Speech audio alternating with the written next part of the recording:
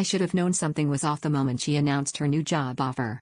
The city was far enough to make regular visits inconvenient but close enough to keep the relationship alive, or so I thought. We promised to make it work, and I believed her when she said it was a fresh start for both of us. But the nagging suspicion lingered, and it wasn't long before my fears were confirmed in the most unexpected way.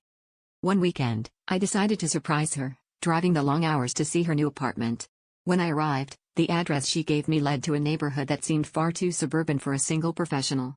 I knocked on the door, heart pounding with excitement and trepidation, only for a man to answer.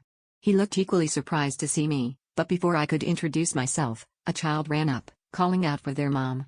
Panic surged through me as she appeared, wearing a look of shock that mirrored my own. Caught in the act, she stammered through a flimsy explanation, but the truth was undeniable. Her job wasn't just in another city, her entire life was.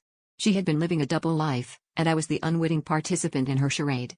The man, her husband, was blissfully unaware of her infidelity, and suddenly, the pieces fit together. Her frequent business trips and late-night calls now made sense.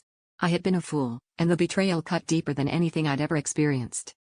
The confrontation that followed was explosive, a whirlwind of accusations and revelations. As I drove back home, the weight of her deceit settled heavily on my shoulders. I realized my struggle wasn't just with her betrayal but with my own sense of self-worth. How had I been so blind? The twist came not from her double life, but from the reflection it forced upon my own. In the end, I understood that the healing process would be as much about reclaiming my identity as it was about moving past her lies.